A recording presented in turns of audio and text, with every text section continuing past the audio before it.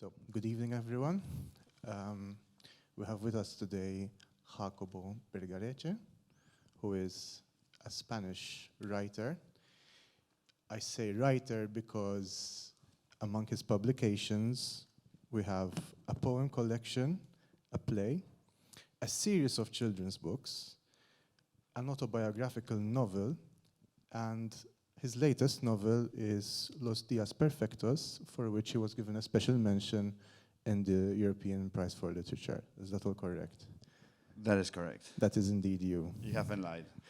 Okay, so there's nothing more irritating about hearing two people speaking about a book you don't know anything about. So, Jacobo, will you do us the honor of speaking about Los Días Perfectos, a bit of a rough idea of what it's about? Well, the book started because I needed to pay like a debt. That's the truth. There's a very anybody who likes literature. There's a place in Austin, Texas, and everybody would wonder what that place is, why that place is in Texas, which is called the Harry Ransom Center, and that houses like 43 million documents, among them all the papers of William Faulkner, James Joyce, Coetzee, Shiguro, Houdini. There's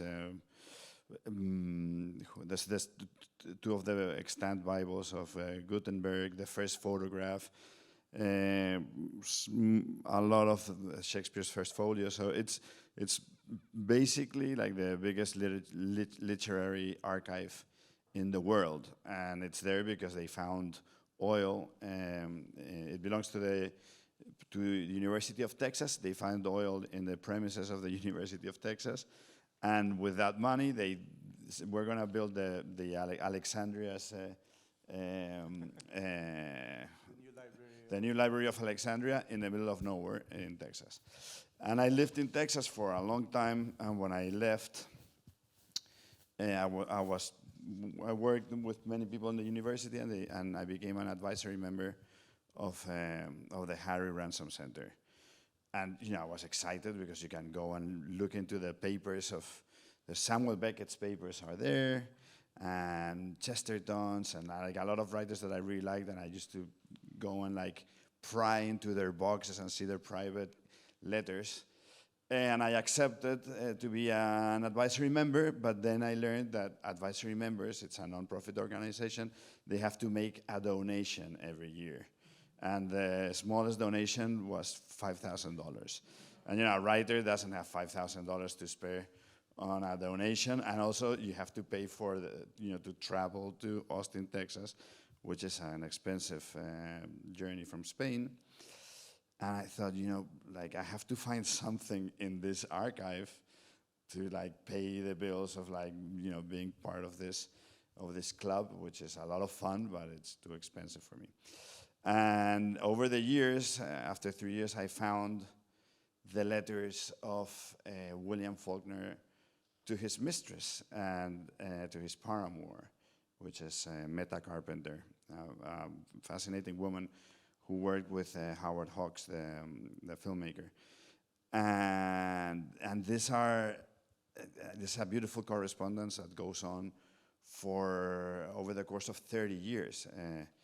And Faulkner was very faithful in his unfaithfulness, because he kept like this relation going on for 30 years, and it was very interesting to read all the letters. And these letters were unpublished, and nobody was talking about them.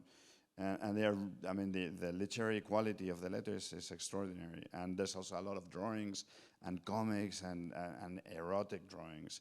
He created a character out of his penis, and he gave him a name. And like you'd see like a different Faulkner than the one that we all know, or we think we know. So I was fascinated by the letters, but not because of I don't have like a fetish with like writers, and didn't want to do like something about Faulkner. But the thing is, it showed how love evolves over the course of 30 years. And it was all in like this folder like the first years, it's all the excitement of the meeting and how you anticipate the meeting, and they say, hey, you're gonna wait me, and you're gonna dress like this, and you're gonna talk like this, and you're gonna pretend that you're asleep and all this, and then after 2 or 3 years, all that fantasy is gone, and it's just the logistics of the affair. Like, I'll meet you at 8 in this hotel. I got 2 hours. I'll send you a plane ticket. And then there's silence for 3 years. And then they start writing again, but they never meet again. It's just like how you create the memory. The first years give you the text, and the rest the commentary. And it's just him saying, oh, remember when this, remember when that, but he doesn't go. They don't meet anymore, but he elaborates this memory of this love that he had. And like, love has like that kind of arch. And so the novel is about a person that finds the letters, not about William Faulkner. It's about a person that is investigating and researching in this place, a journalist, and he finds his letters, and those letters help him reflect on his marriage and also on an affair that he just like had, and it's over. Exactly. So when you were mentioning how you could see this whole narrative arc going through the letters, I couldn't help but think, but by the way, you yourself wrote the novel in 2 letters, I think it's safe to say, and the way this memory was constructed. But perhaps what's really interesting, what I found really interesting, was this idea that the writer, this is information you're going to find on the back of the book, but basically the writer was meant to go to Austin to meet his lover, and as soon as he gets there, she dumps him. She tells him it's over. And he's left with nothing, with a blank space. All the messages are deleted. And I wonder how you see, if you see indeed writing as a form of therapy. I mean, indeed, like that. I mean, the whole thing starts when he takes the plane to meet the guy has an alibi that he's going to a journalist congress in Austin. Austin is a place where there's lots of congresses going on all the time, and he goes there when he's taking the plane. He's dumped by his lover, and he's got nothing to do, so he finds like refuge in this archive and finds these letters. But the thing is about letters, and the book is made of 2 long letters. And we don't write letters anymore. Some people here probably have written love letters, but the young people, like, they write WhatsApps and messages. And so there's the way we keep memories right now, it's on our phones, and we have photographs. Our memory is photographic. Like, we tend to lose messages, but this person has like been erasing everything because, of course, he was being unfaithful, and he finds that he has no memory, and he has to build a place to go back to. And so he writes a letter to build the whole narrative of the love that he has lost. And I think, it's sad, like the next generation is a generation that doesn't have a memory of the voice. When you're in love, you have a different voice. Like the same way, like you don't speak to your kid the same way you speak to your dad, or the same way you speak to your dog. You have different voices for all of them. And when you're in love, during like the first 2 years, you say things that you will never say again in your life. Things like, you become poetic in a way. You become pathetic and poetic, and you try things that you'd be very ashamed of, like saying it back again. But the people, like my age, like we have maybe a trove of love letters from when we were teenagers or when we were young. But we keep like the memory of that voice that we had when we were in love, and that is gone for generations now. So what is it that we're losing by not writing letters? The letter as a genre is interesting because when you write a letter, you have time. You allow yourself time to write. You ask the other person, tell me everything about you, about what's going on, about your life. Then you spend some time until you buy the stamp and you finally go to the mailbox. And it's not something that you don't seek immediacy. You don't want an answer tomorrow, like you want a good answer. And when you talk, you think of them. You think of all the, all the switches of their emotional switches, what you want to, how you want to make them feel, like how you want to tell them how you are. And letters are long. Actually, when somebody sends you a long message or a long email, like you get angry and say, hey, you wrote me a letter, you didn't write me an email. It's the wrong medium for the message, kind of. So that was interesting, like how you create an idea of the other and you think that you're talking to them and you create a voice for them when you write a letter. Which brings us to another issue. You write and you work as a writer, as a screenwriter. What place is there for the novel in today's world? Even perhaps thinking about your previous work. So I've worked mostly as a screenwriter, and I'm trying to not work as a screenwriter anymore, but it pays the bills. And right now, novels have, the series, fiction series, are replacing the novel. And basically, fiction series comes from the novel. Like when Charles Dickens wrote, he wrote chapter by chapter, and people subscribed. Like today in Netflix, they bought a subscription, and they got sent like a piece of the novel every month. And that was Netflix, in a way, like 200 years ago, or 150 years ago. And now I think like whoever writes novels, some people write novels so that maybe they can sell the rights and like make some money out of it. But I think like when I wrote this, I specifically thought of I'm gonna write something that I cannot make into a series or into a film, like, because there needs to be something that is specific from the novel. It was like when photography was invented, it was absurd to like keep on painting the same thing, the reality as if you were a photography, and then suddenly you got cubism and you got abstract art, and people started looking for different forms of like painting. And I think like the novelist, like there's still like a lot of things that you can only like explore through a novel, and that television and film cannot enter. So it's not something. Yeah, it can only exist in the novel. So stream of consciousness, letters, certain like, I don't know. In a novel, you have also all the budget that you want. Like you can build anything. One other aspect which you also mention in the book is this construction of a reality through letters. And sometimes reality is in conflict with our lives. And anyway, scrap that question actually. Exactly. This event is about, well, the title of the event is related to conflict. And I was wondering as what you saw as the main point of conflict in your last novel.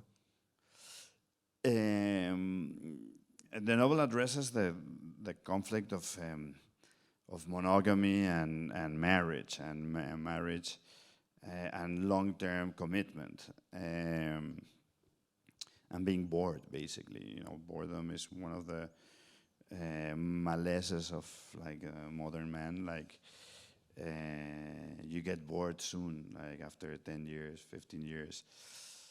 I thought you were going to say 10 minutes, to be honest. Well, now people, the period in which one gets bored is getting smaller and smaller. But yeah, the book explores that. Explores like a person who's living.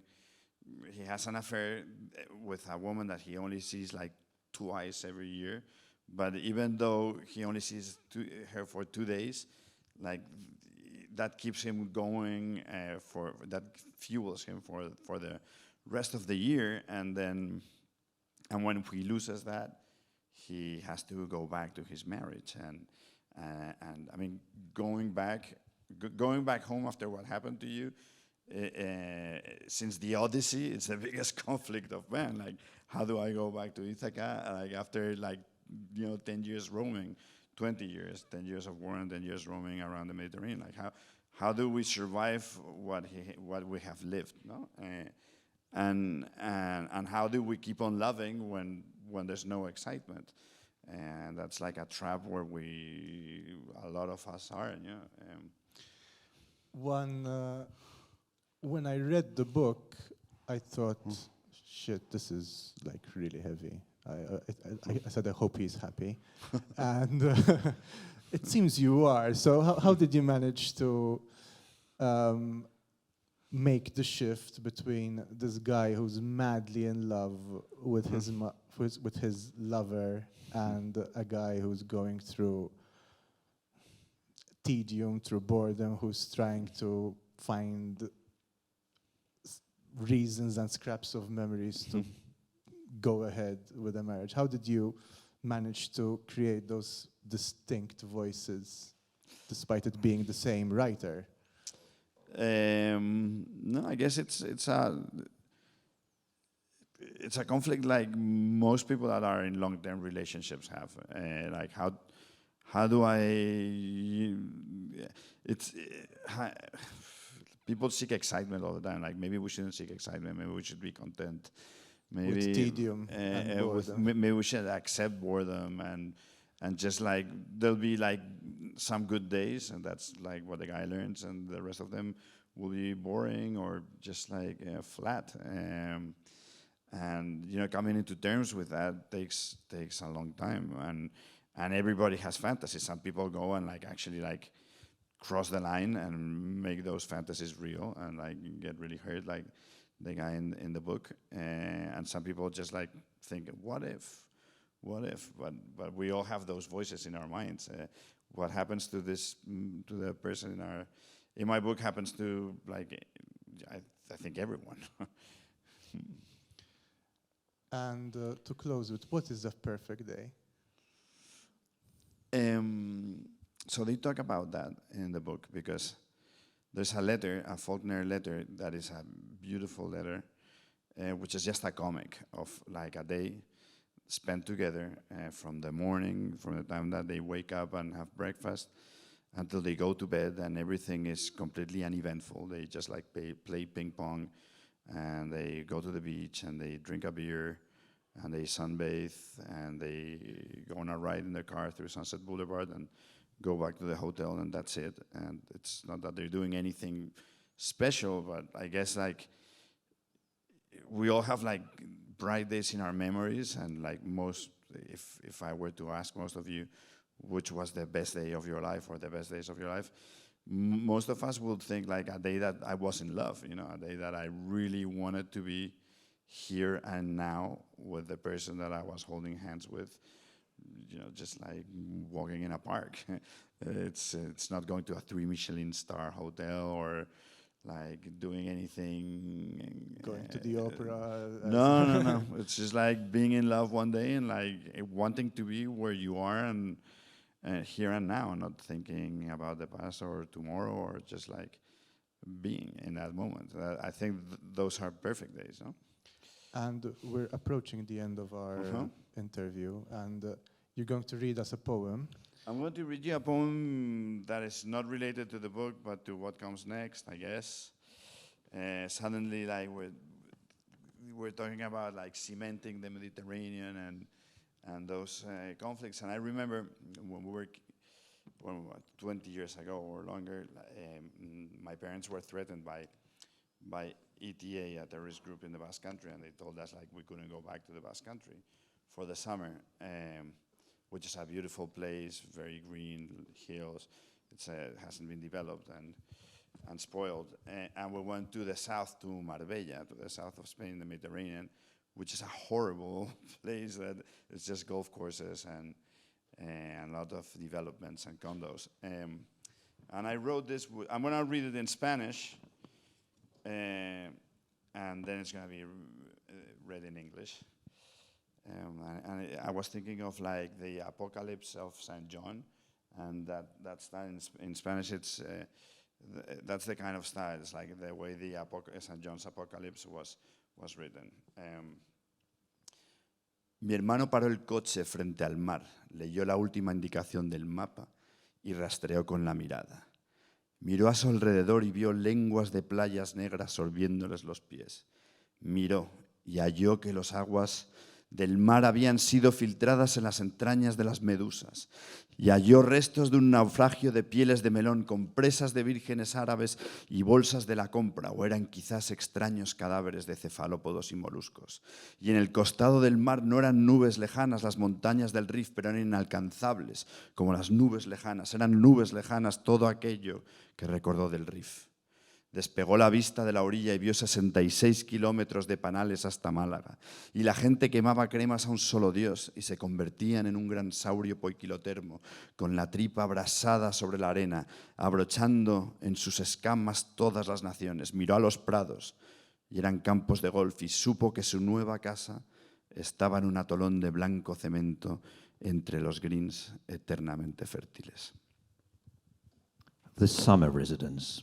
My brother stopped the car in front of the sea. He read the last indication on the map and he gazed.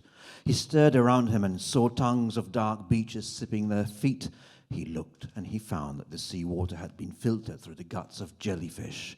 And he found the remnants of a shipwreck of watermelon rinds, menstrual pads of virgin Arabs and plastic bags.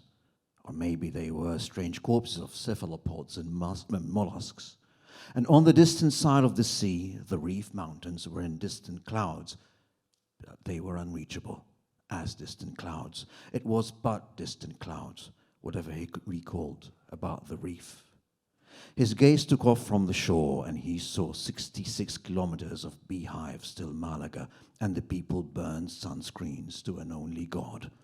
And they all turned into a great poikilothermic saurian with its belly scorched over the sand, buckling all nations in its shiny scales. He looked at the meadows, and they were golf courses, and he learned then that his parents' new home was in an atoll of white cement among eternally fertile greens.